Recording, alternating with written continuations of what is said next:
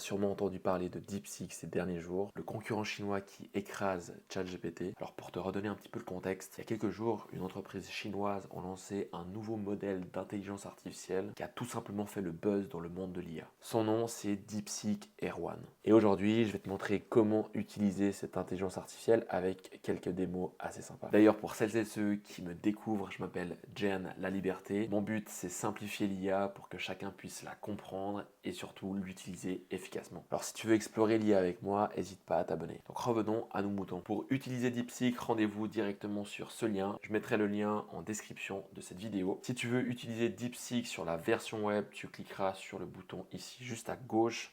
Et si tu veux l'utiliser sur ton téléphone, tu peux scanner le QR code juste ici. Ça, tu pourras directement l'utiliser sur ton mobile. Juste pour te montrer un petit peu le buzz que DeepSeek a eu ces derniers jours.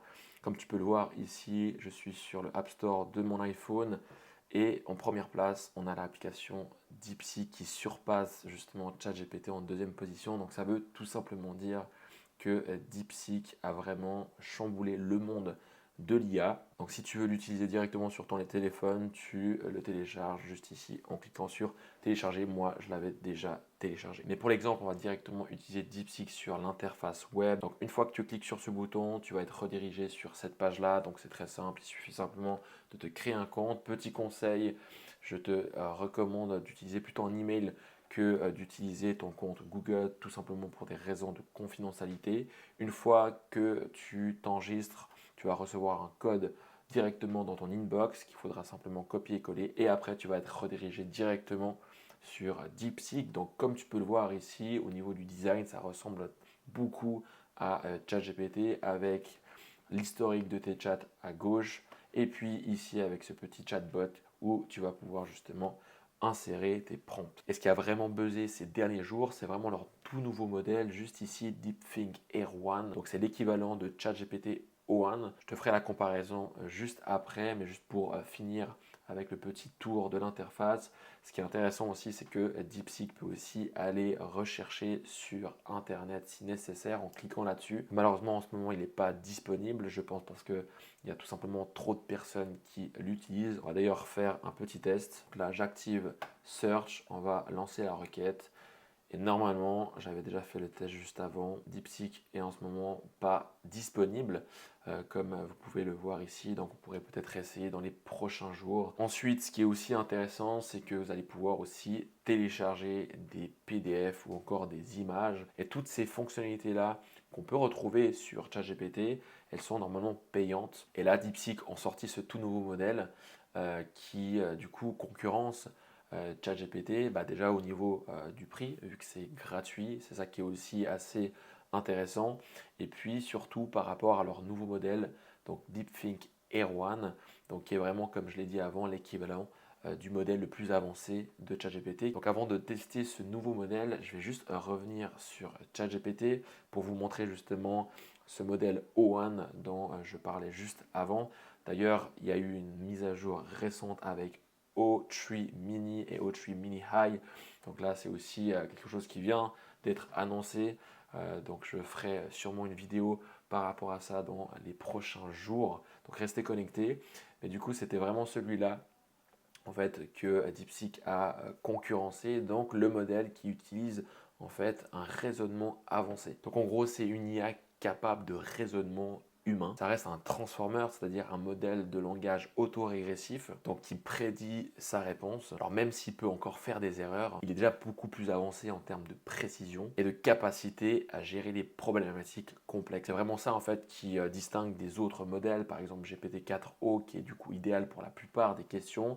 Ces modèles-là de raisonnement en fait sont beaucoup utilisés pour toutes les tâches très très complexes. Alors vous demandez sûrement comment Owen raisonne-t-il? Eh bien il utilise une technique bien connue qu'on appelle la chaîne de pensée. C'est une méthode très connue du prompt engineering, l'art de savoir parler aux intelligences artificielles. Et là je te partage juste mon écran pour te montrer un prompt qui n'applique pas cette méthode de chaîne de pensée. Donc en disant simplement résume cette URL, le risque c'est que l'IA, comme elle est très paresseuse, elle va prendre le chemin le plus court pour vous répondre, comme un vrai humain paresseux quoi. Donc le danger, c'est de pas avoir des réponses de qualité. Et pour éviter ça, on utilise cette méthode de chaîne de pensée qui consiste à encourager le modèle à réfléchir étape par étape, un peu comme un humain qui décomposerait un problème complexe avant d'y répondre. Donc pour le même objectif, sauf en appliquant la méthode de chaîne de pensée, on pourrait avoir un prompt qui ressemblerait à ça. Donc analyse cette URL en suivant ces étapes. Deux points, étape 1, étape 2 et étape 3. Voici l'URL. Ça, en gros, ça permet d'améliorer la compréhension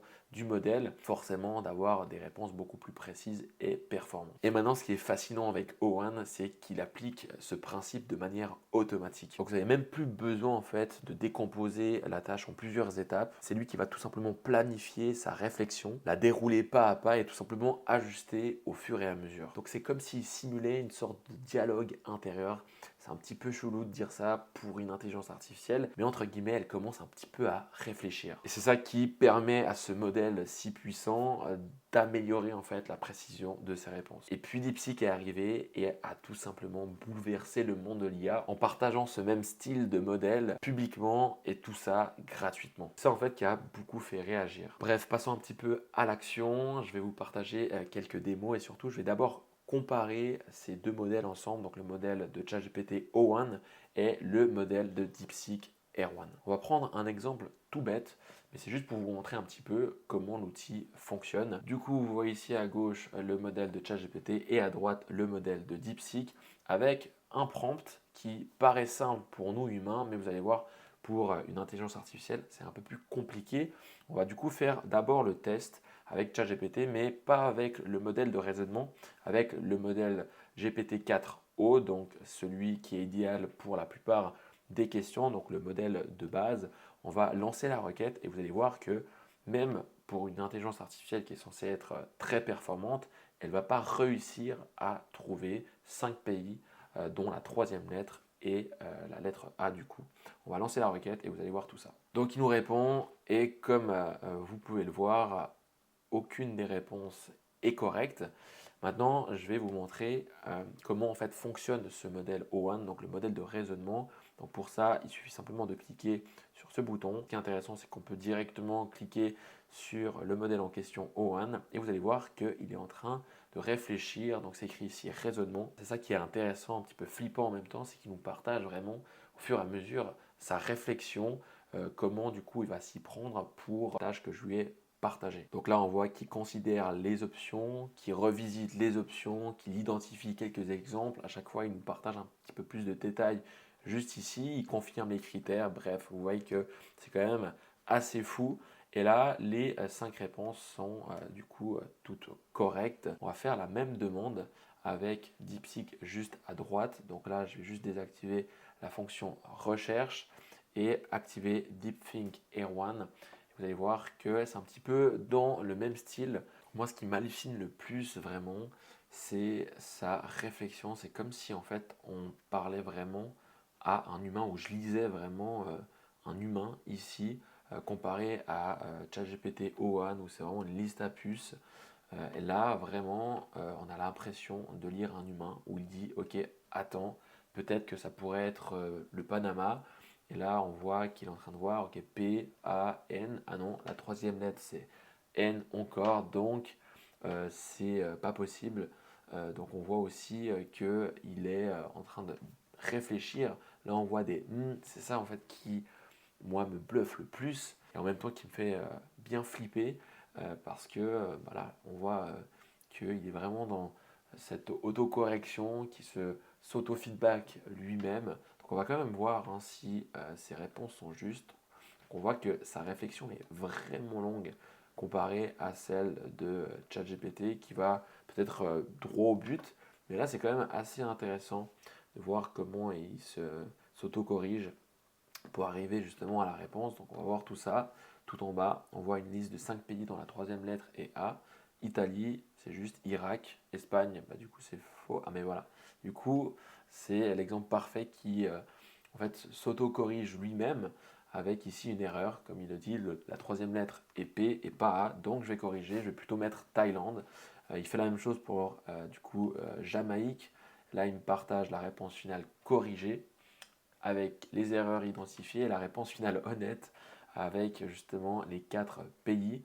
Donc on voit qu'il n'existe pas de 5 pays officiels. Peut-être c'est là où ChatGPT O1 est peut-être plus performant. On voit que Irak, Iran, Oman, effectivement Ghana, France, il les a trouvés les 5. Donc voilà, je dirais que c'est assez kiff-kiff par rapport justement aux performances, même si là j'ai plus l'impression de parler à un humain en utilisant DeepSeek avec justement tout son raisonnement en fait qu'il me partage, tandis que voilà, ChatGPT O1 c'est quand même assez succinct. Et puis là, ils mettent des emojis, donc c'est peut-être au niveau de l'expérience utilisateur, c'est plus sympa avec DeepSeek qu'avec O1, mais O1 a quand même réussi à me partager les 5 pays. Mais ce qui est quand même important à noter, c'est que DeepSeek, ce modèle-là, en fait, est complètement gratuit. Tandis que ChatGPT O1, je dois en fait avoir l'abonnement ChatGPT Plus à 20 $ par mois. Là, c'est gratuit. Donc c'est ça qui, en fait, est le plus bluffant. C'est un modèle aussi puissant, un modèle de raisonnement qui est accessible vraiment gratuitement à tout le monde. Donc voilà pour cette première démo que je vais vous partager, pour que vous puissiez un petit peu comprendre comment ce modèle-là fonctionne avec un exemple qui pour nous en fait est simple, mais ça montre qu'on a passé une étape supplémentaire par rapport aux performances de ces outils d'intelligence artificielle qui aujourd'hui, entre guillemets, réfléchissent. Le deuxième exemple que je voulais vous partager, un exemple que j'aime bien tester parce que je ne suis pas du tout développeur, je ne sais pas coder. Je partage l'exemple ici avec ce prompt où j'ai tout simplement dit code un jeu de ping-pong à 2 joueurs auquel je peux jouer dans un navigateur web. Donc on va activer DeepThink encore une fois et on va lancer la requête. Donc là, on va voir un petit peu qu'est-ce qu'il va du coup nous proposer. J'aime bien quand il commence par OK, c'est vraiment comme si j'étais en face d'un humain, c'est ça qui est quand même assez fou. Donc il va du coup me partager comment du coup il va s'y prendre. Donc c'est quand même assez intéressant, moi qui suis débutant, pour voir un petit peu comment il va s'y prendre. Donc là vous voyez qu'il me partage directement le code juste en bas. Et ce qu'il y a de plus intéressant, contrairement à ChatGPT, c'est que je peux directement cliquer ici sur Run HTML et directement jouer. Donc là, on voit qu'il y a du coup le jeu qui commence. On ne voit pas les raquettes, donc c'est un petit peu bizarre. Ah oui, je les vois ici, donc on peut jouer comme ceci. Donc c'est ça qui est quand même assez fou. Moi qui suis pas du tout codeur, simplement avec une petite requête, je peux tout simplement jouer à un jeu que je viens du coup de créer. On peut encore pousser le bouchon plus loin et tout simplement lui demander ok tu peux améliorer je sais pas le design pour rendre en fait ce jeu encore plus sympa à jouer. Donc c'est ce qu'on va faire, rend ce jeu encore plus design. Et encore une fois, ça m'impressionne vraiment sa réflexion derrière, à quel point c'est précis. Et puis il va de nouveau nous partager le code et à la fin je vais pouvoir du coup cliquer ici sur Run HTML pour du coup jouer au jeu directement. Et voilà, donc on va cliquer sur le bouton et vous voyez ici qu'il y a les couleurs et puis je joue du coup contre cette couleur verte et ça va de plus en plus vite. Donc c'est quand même assez fou ce qu'on peut faire maintenant avec ces outils d'intelligence artificielle et tout ça du coup gratuitement. Et le petit plus c'est que DeepSeek me propose directement de jouer au jeu contrairement à ChatGPT où j'ai fait exactement la même requête. Donc il me partage sa réflexion et ici il me partage uniquement le code que je dois faire tourner dans un autre environnement que ChatGPT. Donc c'est pas forcément très bloquant, mais on voit que voilà, DeepSeek est allé un peu plus loin dans l'expérience utilisateur. Et ça peut parfois faire aussi la différence de faire un pas supplémentaire pour vraiment améliorer cette expérience utilisateur. Donc voilà ce tuto sur DeepSeek. Je voulais quelque chose de simple. C'est juste pour vous montrer avec ces deux démos comment ce modèle de raisonnement fonctionne. J'ai comparé aussi ChatGPT à DeepSeek. Moi, ce qui m'hallucine le plus, même des géants comme ChatGPT peut se faire concurrencer par des modèles du coup aujourd'hui gratuits qui est aussi open source. Donc si en fait ça vous intéresse d'en savoir plus sur comment, pourquoi concrètement DeepSeek a fait autant parler de lui, j'explique tout ça justement dans ma dernière newsletter. Donc si jamais ça t'intéresse, n'hésite pas à t'abonner. Moi je te dis à la prochaine pour une nouvelle vidéo. C'était Jay, on se dit à bientôt. Allez, ciao ciao.